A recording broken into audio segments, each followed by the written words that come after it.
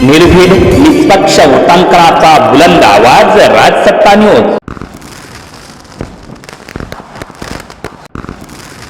आपण या ठिकाणी करणार आहोत. या जिल्ह्याने आपल्या अहिल्यानगर जिल्ह्याने महाराष्ट्र विधानसभेला सर्वाधिक आमदार निवडून दिले. नगरपालिकेच्या निवडणुकीमध्ये सर्वाधिक नगरपालिका महायुतीच्या आपण निवडून दिल्या. आणि आता ही महानगरपालिका ही आपल्या युतीचा झेंडा फडकवताना आपल्या नेतृत्वाखाली आम्ही हॅट्रिक निर्माण करणार आहोत, ही मी आपल्या ठिकाणी खात्री देणार आहे. आपला अहिल्यानगर जिल्हा आणि शहर विकासाच्या दृष्टीने ज्या पद्धतीने आता वाटचाल करते, विकास प्रक्रियेला जी गती मिळालेली आहे, आपल्या माध्यमातून वेगवेगळ्या प्रकल्पाला मिळालेल्या मान्यता, वेगवेगळ्या प्रकल्पाला मिळालेला पाठबळ, त्यामुळे आपलं अहिल्यानगर शहर आणि जिल्हा आपल्या महाराष्ट्राच्या या सगळ्या प्रगतीमध्ये प्रथम क्रमांकाचा जिल्हा होण्यासाठी आता आपला जिल्हा त्या ठिकाणी मार्ग आक्रमण करतो. आणि आपला असाच आशीर्वाद आणि पाठबळ आमच्या अहिल्यानगरवासींच्या पाठीमागे उभा आपण करावं, अशी विनंती या निमित्तानं मी आपल्याला करणार आहे. अहिल्यानगरचं नामकरण अहिल्याबाई पुण्यश्लोक अहिल्याबाई होळकरांच्या 300व्या शताब्दी निमित्तानं आज आपण त्या शहराचं नाव आपण दिलं. अहिल्यानगर जिल्ह्याला अहिल्यानगरचं आपण नाव दिलं. आणि एक ऐतिहासिक असा निर्णय करताना अनेक वर्षांची आपल्या अहिल्यानगर वासियांची आपण मागणी पूर्ण केलेली आहे. हे करत असताना जिल्ह्याच्या अनेक आघाड्यांवर आपण चोंडी येथे जी राज्य मंत्रिमंडळाची बैठक घेतली, आणि मला साहेब आपलं अभिनंदन करायचं आहे की अहिल्यानगरच्या दृष्टीने अनेक विकासात्मक निर्णय घेऊन आपण या अहिल्यानगर जिल्ह्याला विकासात्मक नवी दिशा आपण आम्हाला दिलेली आहे. म्हणून आपलं मनापासून मी अभिनंदन करतो. औद्योगिक आज आपला अहिल्यानगर जिल्हा हा सगळ्या मी म्हटल्याप्रमाणे सगळ्याच आघाड्यावर त्या ठिकाणी सगळ्या आघाड्यावर त्या ठिकाणी काम करतोय. औद्योगिकरणाचं मोठ्या प्रमाणात जाळ त्या ठिकाणी झपाट्यानं सुपाईमडी असेल, शिर्डी MIDC असेल. आमची विनंती साहेब अशी आहे की नगर MIDCला विस्तार तातडीनं होणं आणि नगर MIDC मध्ये नवीन मोठे उद्योग येणं, यासाठी खरं म्हणजे आपल्याला मी विनंती करणार आहे. आमच्या असंख्य तरुणांना रोजगाराच्या नव्या संधी आपल्याला उपलब्ध करून द्यायच्या आहेत. आणि त्याकरता मला वाटतं आपल्या दृष्टीने येणाऱ्या MIDCचा विस्तार करताना मग अहिल्यानगरच्या विद्यमान नगर असलेल्या MIDCचा विस्तार करताना आणखीन MIDCच्या करता जागा उपलब्ध करून मला वाटतं उद्योगाचं नवं जाळं आपण निर्माण करण्यासंदर्भात आपण प्रयत्न केले पाहिजे. आणि मुख्यमंत्री महोदय, खरं तर आमच्या जिल्ह्याच्या दृष्टीने आपण भरपूर दिलंय. दुष्काळी भागाला वरदान ठरणाऱ्या साखळी योजनेला आपण पाठबळ दिलं. आज त्याला कालच MWRने मान्यता दिली. ते भूमिपूजन आपल्या पुढच्या महिन्यात करता येईल. कुकडी प्रकल्पाला 400 कोटी रुपये पहिल्यांदा आपण कालव्याच्या नूतनीकरणाकरता दिले. प्रवाह कालव्याला दिले, गोदावरी कालव्याला 400 कोटी रुपये दिले. मला वाटतं राज्याच्या स्थापनेनंतर आपला जिल्हा दुष्काळमुक्त करण्यासाठी सर्वाधिक निधी कोणी दिला असेल तो आपल्या देवाभाऊनी दिला, आपल्या लोकप्रिय मुख्यमंत्र्यांनी दिला. आणि तेच उद्याचं पाठबळ त्यांचं आपल्याला अहिल्यानगर शहराच्या विकासाकरता मिळणार आहे. या जिल्ह्याचा आणि शहराचा विकास आपलं सरकार दिल्लीमध्ये आहे, राज्यामध्ये आहे. आणि राज्याचं नेतृत्व आपले लोकप्रिय मुख्यमंत्री माननीय फडणवीस साहेब करतायत. मी आपल्या खात्री देऊ इच्छितो की साहेब आपण आम्हाला पाठबळ द्या. मी आपल्याला आमच्या या तमाम जनतेची आपल्याला सांगतो की उद्याच्या 15 तारखेच्या निवडणुकीमध्ये युतीचा झेंडा 100% या महापालिकेवर फडकल्याशिवाय राहणार नाही, अशा प्रकारची खात्री मी आपल्या जनतेची देतो. जसं आपण महाराष्ट्र आता थांबणार नाही असं म्हटलं, तसं आता आमचा अहिल्यानगर जिल्हा सुद्धा थांबणार नाही. काय करणार नाही? अहिल्यानगर जिल्हा हे मात्र साहेब आपल्या या ठिकाणी निमित्तानं खात्री देतो. शेवटची विनंती करतो, आमच्या जिल्ह्यामध्ये मोठे फ्रॉड झालेले आहेत. या सगळ्या मोठ्या कंपन्या तयार झाल्यात. सिस्पी आहेत, ग्रोमोर आहेत, क्लासिक, ब्रिज सोल्युशन आहेत. इथं बसणाऱ्या हजारो लोकांचे पैसे बुडाले. आणि या पाठ्यामध्ये कोण आहे मी सांगण्याची गरज नाही. राजकीय वरदास्त आहेत, दिल्लीला गेलेत, त्यांच्या नेत्याला घेऊन गेलेत, देशाच्या गृहमंत्र्यापर्यंत ते भेटण्याचा प्रयत्न केला. आमची विनंती साहेब असे की या हजारो लोकांच्या ज्या काही गुंतवणूक त्या ठिकाणी बुडाली 5,000 कोटी रुपये साहेब त्यात गुंतलेले आहेत. आमची मागणी आहे की आपण सीबीआय मार्फत त्याची चौकशी झाली पाहिजे, अशा प्रकारची विनंती मी आपल्याला करणार आहे. आणि म्हणून मी अधिक वेळ घेत नाही. अनेक गोष्टी बोलण्यासारख्या आहेत. खरं म्हणजे या शहराच्या विस्ताराबरोबर आम्ही एक सीना माझ्या जलसंपदा खातं साहेब आपण दिलं. या सीना नदीचा संपूर्ण जो परिसर आहे तो आता आम्ही एक नव्यानं त्याचं पूर्ण सौंदर्यीकरण करतोय की आमचा नगर शहरातला नागरिक त्या सीना नदी जाऊन मोकळेपणाने फिरला पाहिजे. अशा प्रकारचे काही नवीन प्रकल्प आपण शहराच्या दृष्टीने घेतोय. मी पुन्हा एकदा विनंती करतो, MIDC असेल, रेल्वे असेल, विमानतळ असेल, शहराचा विकास असेल, आमची विनंती आमच्या शहरवासियांच्या वतीने साहेब आपल्याला, आमचं अहिल्यानगर शहर अहिल्या देवींच्या नावानं आता ते ओळखलं जातंय. आपण आमचं शहर दत्तक घ्यावं अशी मी आपल्याला विनंती करणार आहे. मुख्यमंत्री मोदी दत्तक आपलं शहर घ्यावं की नाही, हात वर करून सांगा घेतलं पाहिजे साहेब. ही आमची जनतेची मागणी आणि ती आपण मागणी पूर्ण करावी अशी अपेक्षा करतो. पुन्हा एकदा आमदार संग्राम भाई असतील, डॉक्टर सुजय विखे पाटील असतील, अन्य भारतीय जनता पक्ष, राष्ट्रवादीचे सगळे असंख्य नेते आहेत, यांच्या वती हे या सर्वांच्या प्रयत्नानं आमच्याकडे हा जुना नवा हा काय फार वादाचा मुद्दा नव्हता. समज गैरसमज काय असतील तर आम्ही आमच्या घरात बसून आम्ही ते मिटवतोय. जाहीर प्रदर्शन आम्ही होऊ दिलं नाही. मी आमच्या सगळ्या भाजपच्याही नेत्यांचं मी मनापासून कौतुक करतो की आम्ही सर अंतर्गत बसून आम्ही आमचं मिटवलं, आम्ही एकत्र बसून चर्चा केली आणि शेवटी आपलं नेतृत्वाखाली आम्ही काम करतो. आदरणीय विश्वनेता प्रधानमंत्री नरेंद्र मोदी साहेबांच्या नेतृत्वाखाली आम्ही काम करतो. निश्चितपणे ही निवडणूक आपल्याला ऐतिहासिक ठरेल. या ऐतिहासिक अहिल्यानगर शहरामध्ये उद्या पुन्हा या सगळ्यांच्या मार्गदर्शनाखाली हे शहर भारतीय जनता पक्ष आणि राष्ट्रवादीची युतीचा झेंडा महापालिकेने फडकल्याशिवाय राहणार नाही. पण आमची पुन्हा एकदा विनंती करणार आहे, आमच्या शहराला सर आपण दत्तक घ्यावं अशी विनंती करतो आणि थांबतो. जय हिंद, जय महाराष्ट्र. आता मी आपल्या राज्याचे लोकप्रिय मुख्यमंत्री माननीय देवेंद्रजी फडणवीस साहेब यांना विनंती करतो की त्यांनी आपल्याला मार्गदर्शन करावं. तत्पूर्वी एक निवेदन साहेबांना द्यायचंय. आता पालकमंत्री महोदय साहेबांनी जो उल्लेख केला सिस्पेचा, त्याच्या वतीनं त्या गुंतवणूकदारांच्या वतीनं एक निवेदन साहेबांना इथं दिलं जात आहे या संदर्भातल्या कारवाईबद्दलचं.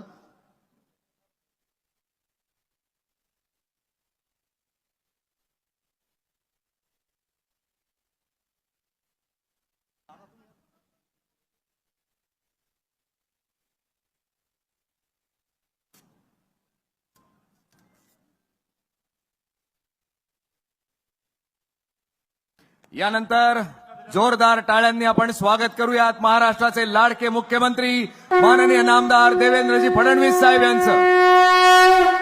भारत माता की, भारत माता की, छत्रपती शिवाजी महाराज की, धर्मवीर छत्रपती संभाजी महाराज की, पुण्यश्लोक अहिल्या माता की, भारतरत्न डॉक्टर बाबासाहेब आंबेडकरांचा जय श्रीराम, जय जय श्रीराम.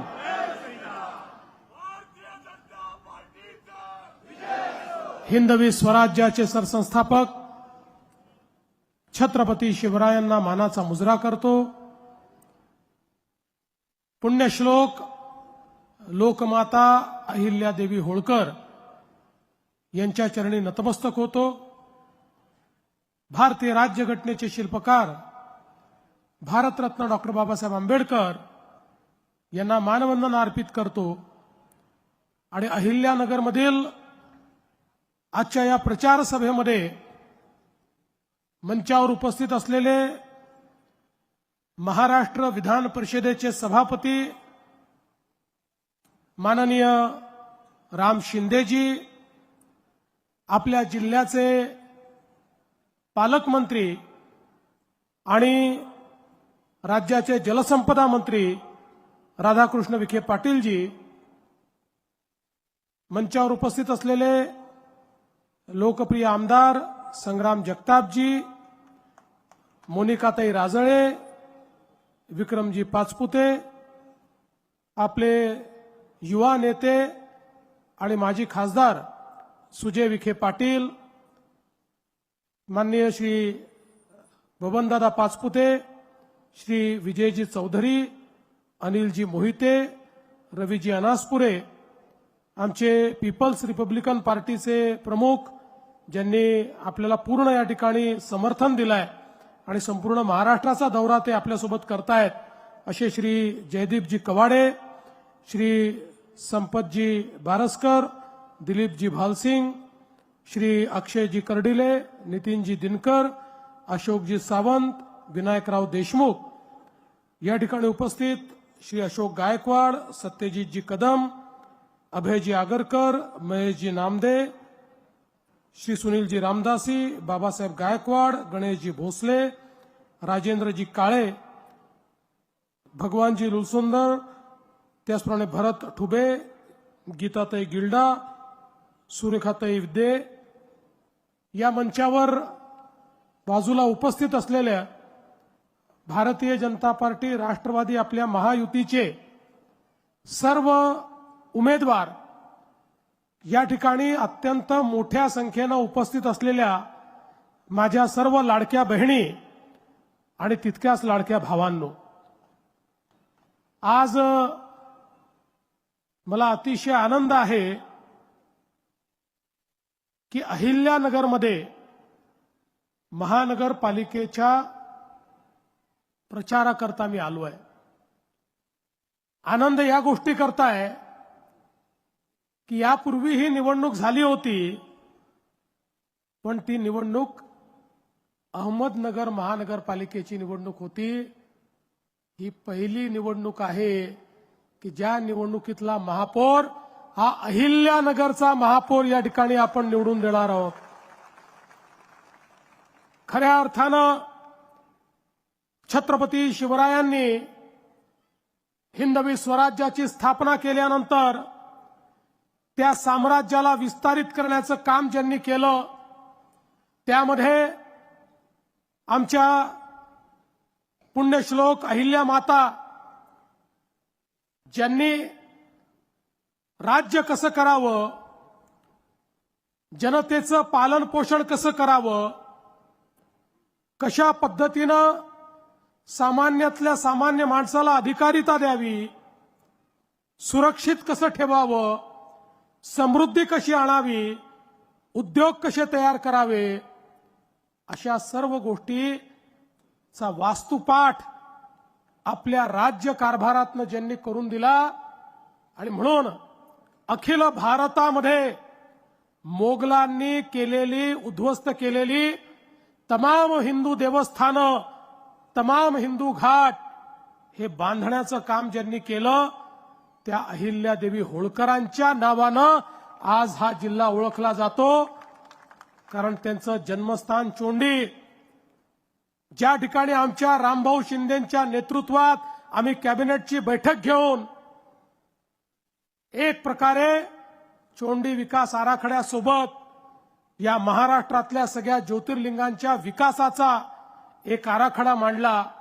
आज त्याच अहिल्यादेवींच्या या अहिल्यानगरमध्ये मी पुन्हा एकदा अहिल्या मातांसोबत इथल्या सगळ्या नागरिकांना देखील नमन करतो, नमस्कार करतो. खरं म्हणजे या ठिकाणी विखे पाटील साहेब आहेत, रामभाऊ शिंदे आहेत, आमचे सुजयदादा आहेत, संग्राम जगताप आहेत, आपले सगळे आमदार आहेत. त्यामुळे मी येण्याची आवश्यकता देखील नव्हती.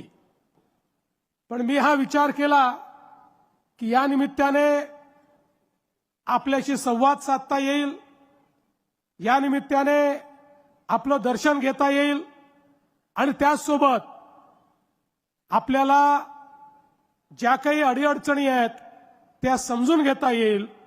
आणि म्हणून आज या सभेकरता मी आलो. पण मी इथे यायच्या आधीच आपण सगळ्यांनी भाजप राष्ट्रवादीचे 5 नगरसेवक बिनविरोध या ठिकाणी निवडून दिले, त्याबद्दल आपल्या सर्वांचे मी मनापासून आभार मानतो. एक प्रकारे आपण सुरुवात ही या ठिकाणी अतिशय उत्तम केली आहे आणि ज्याची सुरुवात उत्तम असते ते सगळंच उत्तम होतं.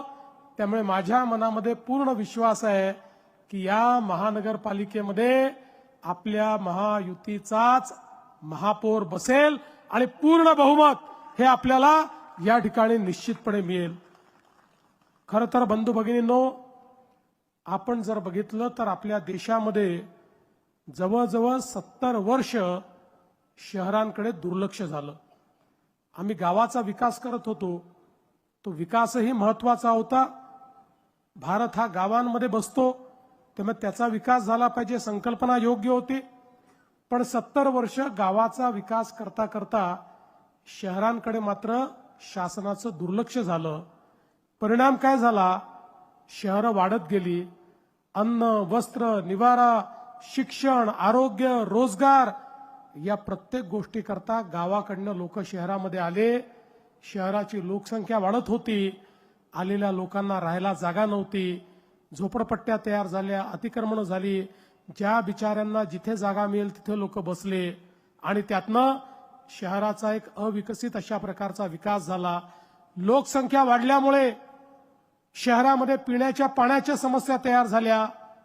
लोकसंख्या वाढल्यामुळे घनकचऱ्याचे ढीग हे शहरांमध्ये ठिकठिकाणी आपल्याला पाहायला मिळायला लागले. लोकसंख्या वाढल्यामुळे त्या ठिकाणी नाल्यांमधनं विष्ठा वाहू लागली. सगळं घाण पाणी हे नाल्यांमधनं वाहू लागलं. त्याचा वास, त्याची दुर्गंधी, त्याचे मच्छर, त्यातनं होणारी रोगराई, अशा प्रकारचं सगळ्या शहरांचं चित्र कमी अधिक प्रमाणात महाराष्ट्रात आणि देशात आपल्याला पाहायला मिळायला लागलं. पण ज्यावेळी 2014 साली माननीय नरेंद्र मोदीजी हे देशाचे प्रधानमंत्री झाले, त्यावेळी मोदीजींनी सांगितलं गावांसोबत शहरांचाही विकास आपल्याला करावा लागेल. शहरं ही वाढणार आहेत, नागरीकरण हे होणार आहे. लोक शिक्षण, आरोग्य, रोजगाराकरता शहरामध्ये येणार आहेत. त्यामुळे येणाऱ्या गरिबांना, मध्यमवर्गीयांना, शहरात राहणाऱ्या जनतेला मूलभूत सोयी आपल्याला द्याव्या लागतील. मोदीजींनी सांगितलं देशाच्या जीडीपीचा 65% जीडीपी, वस्तू आणि सेवांची निर्मिती, रोजगाराची निर्मिती ही शहरांमध्ये होते. त्यामुळे शहरांमध्ये जर आपण उत्तम सोयी तयार केल्या, शहरातल्या गरीब आणि मध्यमवर्गीयांच्या जीवनामध्ये आपण जर त्या ठिकाणी परिवर्तन आणलं तर आपली शहरं ही विकासाचं केंद्र होतील आणि आपल्या अर्थव्यवस्थेला ती मोठ्या प्रमाणात चालना देतील. आणि म्हणून 70 वर्षानंतर पहिल्यांदा देशाच्या मध्यवर्ती सरकारने, मोदीजींनी निर्णय केला आणि लाखो कोटी रुपयाच्या योजना या शहरांकरता सुरू केल्या. स्मार्ट सिटीची योजना, अमृत शहरांची योजना, स्वच्छ भारत शहरी योजना, प्रधानमंत्री आवास योजना शहरी योजना, अशा वेगवेगळ्या योजनांच्या माध्यमातून हजारो कोटी रुपये शहराला देणं सुरू केलं. तुम्ही बघा आज कुठल्याही शहरांमध्ये चाललेली जी कामं आहेत ती 2014 नंतर केंद्रात आणि राज्यात आपलं सरकार आलं आणि या शहरांना आपण निधी देणं सुरू केलं. आज शहरांचा चित्र आणि चेहरा बदलतोय. आपण बघा आज ज्या प्रकारे मोदीजींनी सांगितलं की शहरात राहणारा जो गरीब आहे, जो बेघर आहे, जो कच्च्या घरामध्ये राहतो, त्याला प्रधानमंत्री आवास योजनेच्या अंतर्गत पक्कं घर दिलं पाहिजे. आपल्याला 30 लाख घरं मोदीजींनी प्रधानमंत्री आवास योजनेत दिली. पण आपल्या एक लक्षात आलं, शहरामध्ये देण्याकरता घरं तर आपल्याकडे आहेत, पण लोकांकडे जमिनीचा मालकी हक्क नसल्यामुळे त्यांना त्या योजनेचा लाभ घेता येत नाही. 2 महिन्यापूर्वी आपण आपल्या कॅबिनेटमध्ये निर्णय केला आणि आता आपण ठरवलं की या ठिकाणी जे झोपडपट्टीत राहतात, रहिवासी करता ज्यांनी अतिक्रमण केलंय, अशा सगळ्या लोकांना त्यांच्या जमिनीचा मालकी हक्काचा पट्टा द्यायचा, त्यांना त्याचं PR कार्ड द्यायचं आणि त्यापैकी जे लोक कच्च्या घरांमध्ये राहतात त्यांना पक्कं घर बांधण्याकरता या ठिकाणी पूर्ण मदत करायची. प्रधानमंत्री आवास योजनेतनं त्यांना घरही द्यायचं. त्यामुळे या ठिकाणी सुजयदादा, संग्रामदादा दोन्ही युवा नेत्यांना मी सांगतो, ही जनता आपली महानगरपालिका निवडून देणार आहे. ती निवडून आल्यानंतर पहिल्यांदा ज्या ठिकाणी झोपडपट्टी आहे, ज्या ठिकाणी गरिबाचं अतिक्रमण आहे, अशा सगळ्या जागांवर शासनाच्या शासन निर्णयाप्रमाणे त्याची मोजणी करून त्याचा प्लेन टेबल सर्व्हे करून त्या सगळ्या लोकांना तुम्ही मालकी हक्काचा पट्टा आणि PR कार्ड द्या आणि त्यानंतर तुम्ही या शहराकरता जेवढी घरं मागाल, गरिबाकरता जेवढी घरं मागाल तेवढी घरं राज्य सरकारच्या वतीनं आम्ही तुम्हाला देऊ, अशा प्रकारचा विश्वास या निमित्ताने मी आपल्याला देतो. आज आपण बघा, मोठ्या प्रमाणात आपल्याला पाणी पुरवठ्याकरता या ठिकाणी प्रत्येक शहरामध्ये निधी द्यायचा आहे. अमृतसारखी योजना आहे. आपल्याही शहराची सुधारित पाणी पुरवठा योजना 492 कोटी रुपयाची ही आता आमच्याकडे राज्य सरकारकडे आलेली आहे. खरं म्हणजे पूर्वीच्या काळामध्ये अहिल्यानगर सारख्या महानगरपालिकांना 2014 पूर्वी 100 कोटी रुपये देखील मिळत नव्हते, 50 कोटी मिळत नव्हते. पण आज तुम्ही बघा, मोदीजींनी आपल्याला अशी व्यवस्था करून दिली की आता तुम्ही पाठवलेला हा जो प्रस्ताव आहे 492 कोटी रुपयाचा, 16 तारखेला तुमचा महापौर बसला की त्यानंतर 1 महिन्याच्या आत या प्रस्तावाला आम्ही मान्यता देऊ. आमचा प्रयत्न हा असणार आहे की अहिल्यानगरमध्ये प्रत्येक घरामध्ये प्रत्येक दिवशी आमच्या माता भगिनींनी नळ उघडला तर शुद्ध पिण्याचं पाणी नळाला आलंच पाहिजे, या दृष्टीने या ठिकाणी आपण ही सगळी व्यवस्था करतो.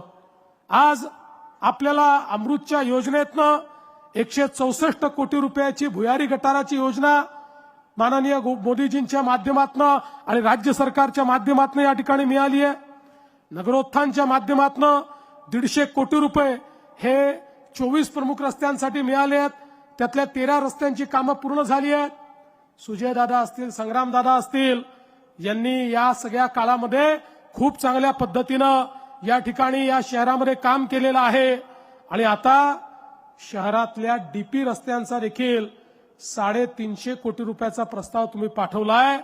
तुम्ही काळजी करू नका, केवळ शहराला आणि जिल्ह्याला अहिल्यानगर नाव देऊन आम्ही थांबणार नाही आहोत. ज्याप्रमाणे अहिल्यादेवींनी त्यांची राजधानी माहेश्वर ही अत्यंत त्या काळामध्ये सुसज्जित अशा प्रकारची राजधानी केली, तसंच अहिल्यानगर देखील केल्याशिवाय आम्ही या ठिकाणी थांबणार नाही आहोत.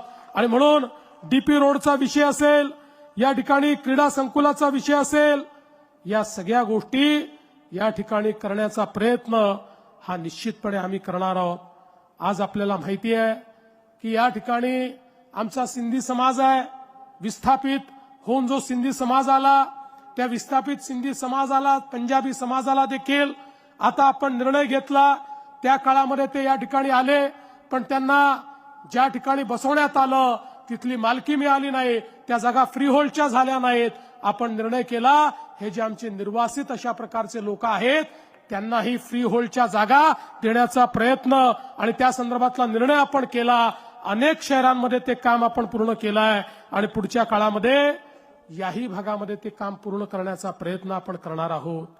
एवढंच नाही तर आता विखे पाटील साहेबांनी सांगितलं की आमचं शहर तर उत्तम झालंच पाहिजे, पण शहर उत्तम करत असताना या ठिकाणी आमच्या मुलांच्या हाताला काम मिळालं पाहिजे. MIDCचा विस्तार होऊन या ठिकाणी मोठ्या प्रमाणात उद्योग आले पाहिजेत. आमचा देखील हा प्रयत्न आहे आणि मला सांगताना आनंद वाटतो की आता या अहिल्यानगरला आपण नॅशनल डिफेन्स कॉरिडॉरचा भाग म्हणून या ठिकाणी सिलेक्ट केलेला आहे. या ठिकाणी डिफेन्स कॉरिडॉर आपण तयार करणार आहोत आणि या डिफेन्स कॉरिडॉरच्या माध्यमातून हजारो हातांना काम देणारे उद्योग हे आणण्याचा आपला प्रयत्न या माध्यमातून होणार आहे. आज आपण बघा, मोदीजींच्या नेतृत्वामध्ये शहरं स्वच्छ झाली पाहिजे, याकरता स्वच्छ भारत अभियान शहरीच्या अंतर्गत घनकचऱ्याच्या व्यवस्थापनाकरता मोठ्या प्रमाणात आता आपण निधी देतोय. पूर्वीच्या काळामध्ये कचरा जो होता ती आपल्यावर एक प्रकारची लायबिलिटी होती. कचरा एक प्रकारे आपलं बर्डन होतं, पण आता कचरा बर्डन नाही आहे, आता कचरा संपत्ती आहे. आता कचरा जमा करून तो आपण डंप करत नाही, आता कचऱ्यावर प्रक्रिया करतो, कचऱ्यापासून खतांची निर्मिती करतो, कचऱ्यापासून कोळशाचे पेलेट आपण तयार करतो, जे पेलेट्स कोळशाच्या ऐवजी वीज निर्मितीमध्ये आपण वापरतो. आता कचऱ्यापासून तर आपण विद्युत निर्मिती देखील आणि गॅस निर्मिती देखील या ठिकाणी चालू केली आहे. आणि म्हणून या अहिल्यानगर शहरामध्ये देखील जो काही कचरा आहे त्या कचऱ्यावर 100% प्रक्रिया करण्याकरता या ठिकाणी माननीय प्रधानमंत्री महोदयाच्या योजनेच्या अंतर्गत आम्ही आपल्याला मदत करू आणि एक स्वच्छ अशा प्रकारचं अहिल्यानगर हे आपल्याला कसं तयार करता येईल हा प्रयत्न देखील पुढच्या काळामध्ये आपल्याला करायचा आहे. बंधू भगिनींनो, आत्ताच मला घोटाळ्यांच्या संदर्भातलं निवेदन एक मिळालेलं आहे. हे खरं आहे, काही लोकांनी वेगवेगळ्या कंपन्या स्थापून गरीब माणसाकडनं डिपॉझिट घेऊन त्या ठिकाणी चेन तयार केली आणि त्या माध्यमातून गरीबाला लुबाडण्याचं काम केलं आहे. त्यांना आम्ही सोडणार नाही. तुमची जी मागणी आहे की याला सीबीआयकडे दिलं पाहिजे, निश्चितपणे देशाच्या गृहमंत्र्यांची चर्चा करून मी देखील त्यांना विनंती करेन की हे घोटाळे सीबीआयच्या मार्फत या ठिकाणी तुम्ही चौकशीला घ्या आणि जे जे लोकांनी गरीबाचा पैसा खाल्ला असेल त्याला जेलची हवा खायला त्या ठिकाणी पाठवा आणि त्याच्याकडनं गरीबाचा पैसा परत आणून तो गरीबाला परत द्या. हे देखील पुढच्या काळामध्ये आपल्याला निश्चितपणे करायचं आहे. खरं म्हणजे बंधू भगिनींनो, आपल्याला याची कल्पना आहे, 1 वर्षापूर्वी राज्याच्या विधानसभेच्या निवडणुका झाल्या. महायुतीला अतिशय भक्कम अशा पद्धतीनं आपण निवडून दिलं. एक प्रकारे विक्रमी अशा प्रकारच्या आमच्या जागा आल्या. इतक्या मोठ्या प्रमाणात जागा आल्यानंतर काही लोकांनी म्हणणं सुरू केलं की आता बघा, या महायुतीवाल्यांना, भाजपवाल्यांना कोणाची गरज उरलेली नाही, त्यामुळे आता हे पहिलं काम काय करतील तर म्हणाले लाडकी बहीण योजना हे बंद करतील. आता 1 वर्षापेक्षा जास्त काळ गेला, लाडकी बहीण योजना सुरूच आहे. आणि लाडक्या बहिणींनो, जोपर्यंत तुमचा देवाभाऊ मुख्यमंत्री आहे लाडकी बहीण योजना सुरूच राहील, ती कोणी बंद करणार नाही. पण संग्राम दादा, सुजय दादा, मी तुम्हाला एक गोष्ट सांगण्याकरता आलो आहे. आता माझ्या लाडक्या बहिणींना केवळ लाडकी बहीण ठेवू नका. आता मोदीजींनी लखपती दीदीची योजना सुरू केली आहे. आता माझ्या लाडक्या बहिणींना आपल्याला लखपती दीदी बनवायचं आहे. महाराष्ट्रामध्ये 50 लाख लखपती दीदीचा आकडा आम्ही पार केलाय. लवकरच 1 कोटी लाडक्या बहिणी लखपती दीदी होणार आहेत. आता पुढच्या वेळेस मी अहिल्यानगरला आल्यानंतर आमचे जे कोणी महापौर असतील, नगरसेवक असतील आणि तुम्ही जे सगळे या ठिकाणी नेते आहेत यांना विचारणार आहे की माझ्या अहिल्यानगरच्या किती लाडक्या बहिणींना तुम्ही लखपती दीदी केलं, याचं उत्तर तुम्हाला त्या ठिकाणी द्यावं लागणार आहे. आणि म्हणून माझी विनंती आहे, आता या लाडक्या बहिणींना लखपती दीदी आपल्याला बनवायचं आहे आणि त्या माध्यमातून आपल्या अर्थव्यवस्थेचा भाग म्हणून आमच्या बहिणींना मजबूतीने उभं करायचं काम हे आपल्या सर्वांना मिळून करायचं आहे. बंधू भगिनींनो, आम्ही केवळ आश्वासन देणारी लोक नाही आहोत. आमचा ट्रॅक रेकॉर्ड तुम्ही बघितलेला आहे. जे सांगतो ते करणारी आम्ही मंडळी आहोत. प्रयत्नपूर्वक विकास झाला पाहिजे अशा पद्धतीनं काम करणारी आम्ही मंडळी आहोत. केवळ कोणावर टीका टिप्पणी करण्याकरता मी या ठिकाणी आलो नाही, मी ती केली देखील नाही. कारण आपल्याला विकास करायचा आहे, सर्वांना सोबत घेऊन पुढे जायचं आहे. आणि म्हणून तुम्हाला एवढीच विनंती करण्याकरता आलो आहे, येत्या 15 तारखेला मतदान केंद्रावर गेल्यानंतर प्रत्येकाला 4 मतं द्यायची आहेत. फार कन्फ्युजन करू नका. मतदान केंद्रावर गेल्यानंतर मशीनवर कमळ कुठे आणि घड्याळ कुठे आहे या 2च गोष्टी बघा. जिथे कमळ दिसेल तिथे कमळ दाबा, घड्याळ दिसेल तिथे घड्याळ दाबा आणि त्या ठिकाणी तुम्ही बाहेर या. मी तुम्हाला एवढंच सांगण्याकरता आलो आहे, 15 तारखेला कमळाची आणि घड्याळाची चिंता तुम्ही करा. 16 तारखेपासून पुढचे 5 वर्ष तुमची चिंता आम्ही केल्याशिवाय राहणार नाही, हे आश्वासन तुम्हाला देतो आणि माझं बोलणं संपवतो. धन्यवाद.